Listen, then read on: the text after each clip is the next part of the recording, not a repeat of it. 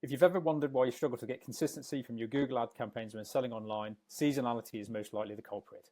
In this video, I'm going to show you how to use some free tools offered by Google that's going to help you predict demand changes, when to increase your budgets before peak season, and then more crucially, when to pull them back and avoid spending your budget on poor quality traffic. So when it comes to implementing budgets for seasonal demand, like stating the obvious, planning is essential. You need to know where to spend your budget and when. And it's great having the smart campaigns of today, smart bidding, AI, machine learning within your Google campaigns. It is very good at optimizing bid strategies, etc. But you're still going to have to plan your budgets. You're still going to have to kind of show it the way, particularly if you get very, very wide swings in seasonality throughout the year. So let me show you how to use them. We're going to start off with the Google Keyword Planner. This is a great tool to use when selling products online that have varied seasonal demand. Take paddleboards as an example. You get a peak in demand through the months of July, August, starts to come down in September, and then it's pretty flat through the winter until later ramping up again from March onwards, and then starting to peak in June and July once again. So if you've got a problem with volume of sales, if you're selling paddleboards and you're making this decision in November, then increasing your budget probably isn't going to have the impact that you'd think. Whereas when you're thinking about this in sort of the springtime, April and into May, then yes, it's going to have the desired impact, and the volume or the interest demand is going to be out there for you to actually see this increase in performance as you increase your budget.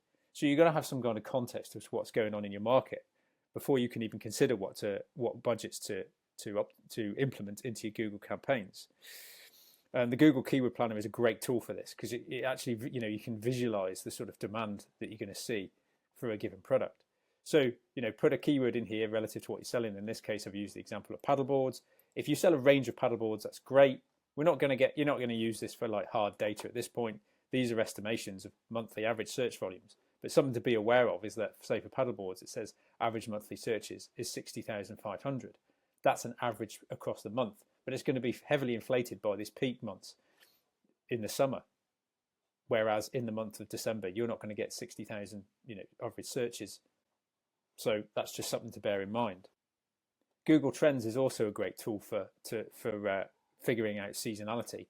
And if you're a sports and outdoor store selling a number of different products that are seasonal for both the winter and the summer, this is also a very good tool to see how demand might shift from one to another in terms of seasonality, and how the volume of that demand might change relative to one product over another. And in this example here, I've got paddleboards versus snowboards.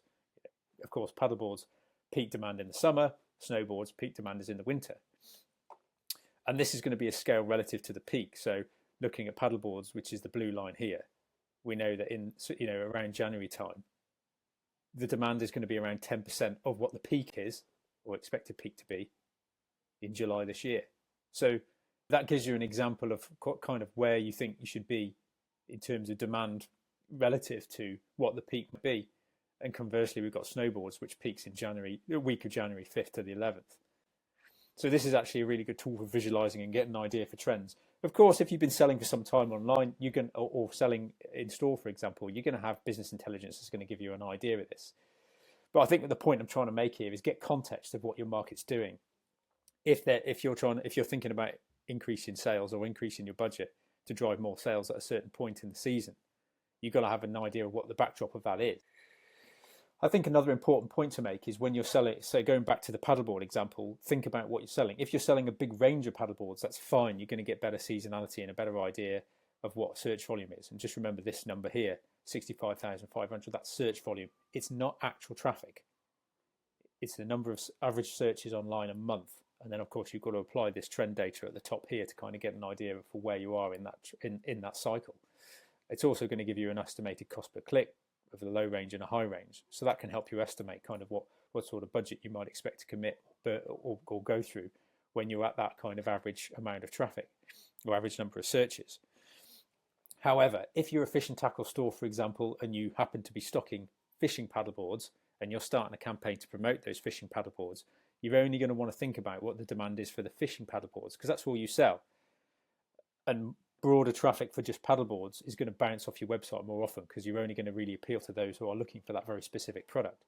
So you have to look in more detail. If your range is limited, then you have to kind of narrow it down and actually for example, this one here, fishing paddleboards, average monthly searches 210. Very, much more niche. Does follow a similar trend in terms of demand throughout the year, but that's search volume as well. So it's a very specific search. It's a very specific product. There's going to be other searches around that are going to appeal to that product, but you can see how the difference in volume is. So cranking up your budget by 5 times is never going to get into traffic specific enough to sell that product.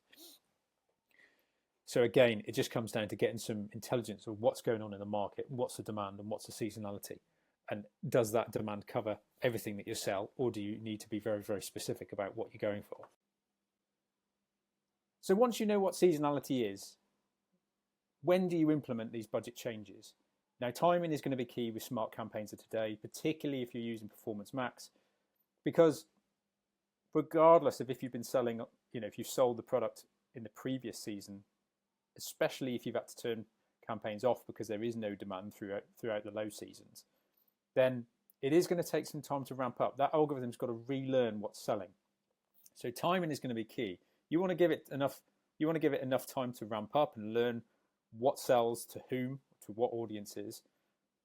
But also, that's got to be, you want that to ramp up prior to hitting your peak, but you've got to do it at a time when there's enough volume online for it to be able to optimize with. So for example, if taking this example here for paddleboards, it's not too bad. We've got a big peak in August of a search volume of 165,000, and then the low November through to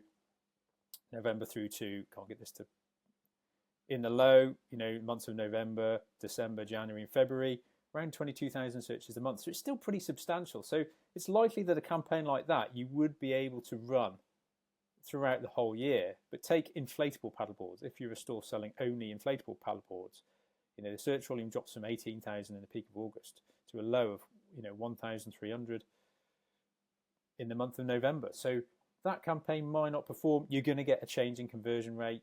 Historically, you might not have been able to run those campaigns if that is all you sell. That's all you're ever going to promote, and that is all. So the search volume for inflatable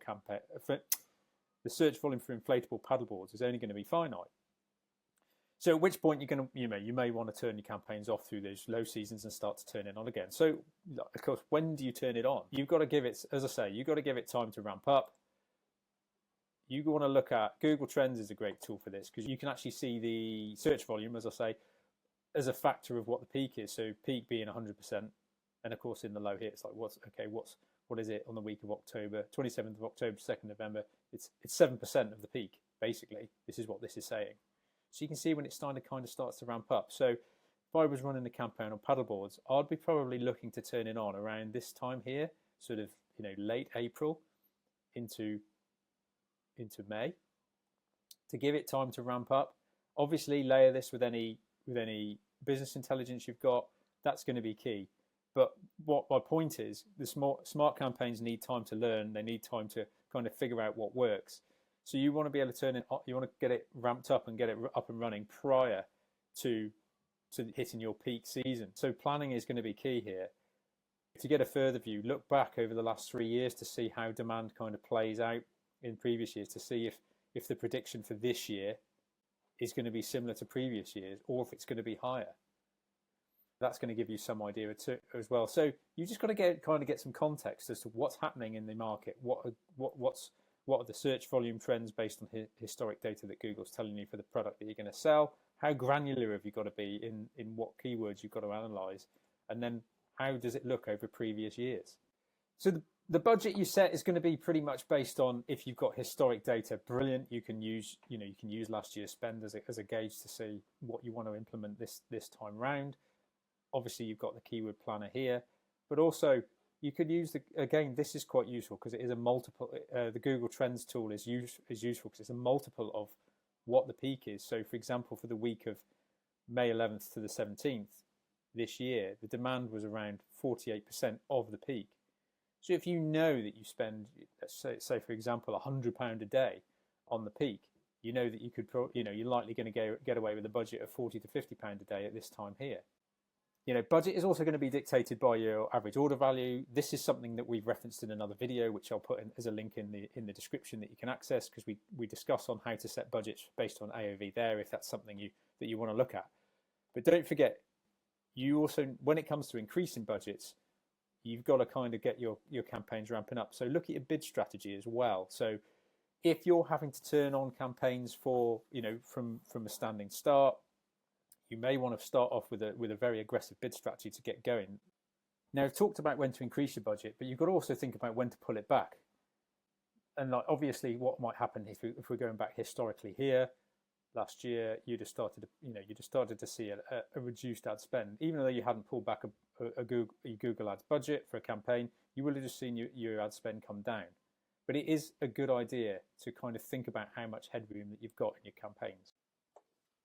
So why do I talk about headroom in campaigns? Why is this important? You're probably thinking, if we're going to see a decline in search volume, we're going to see less traffic and the spend's just going to come down.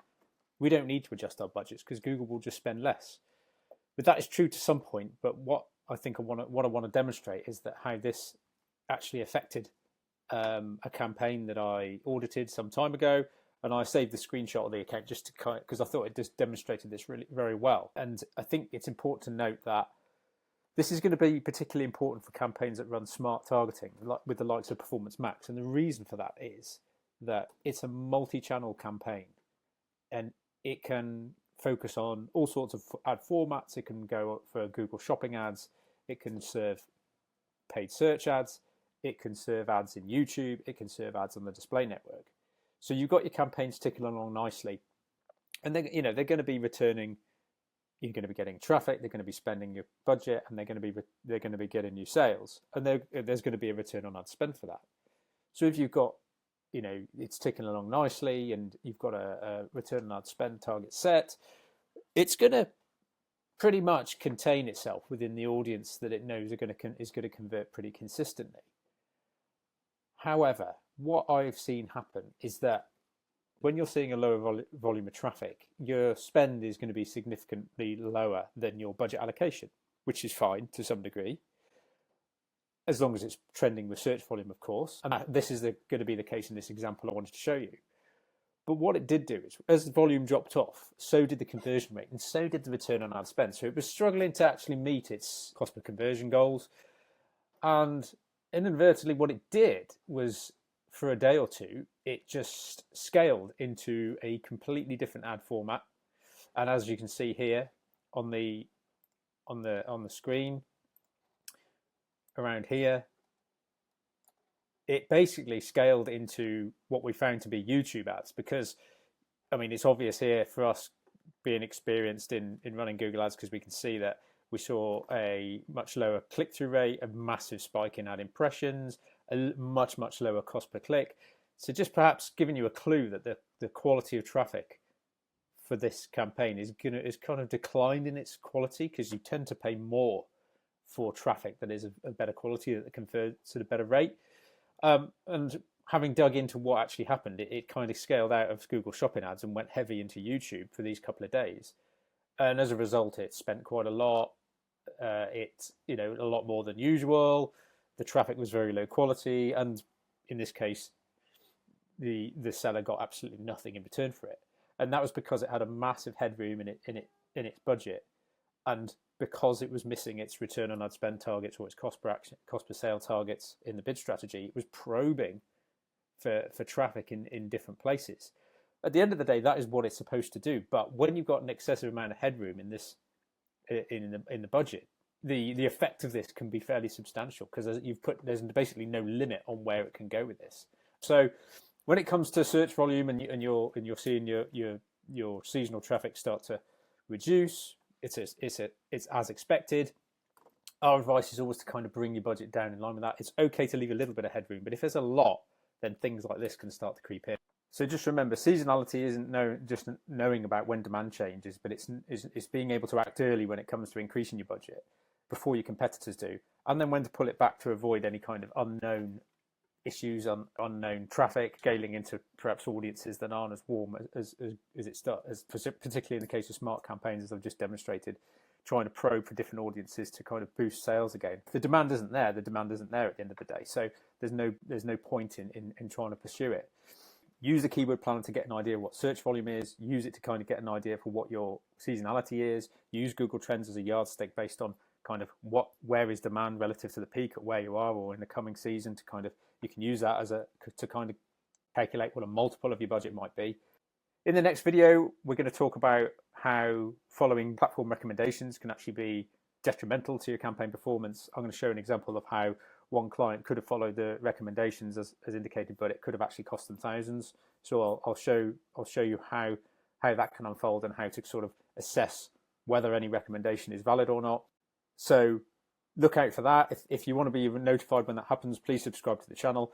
And if this video has helped you understand seasonal budgeting and you feel like you got some value from this, great. Please like the video and subscribe to the channel if you want to see more. So thanks for watching and have a great day.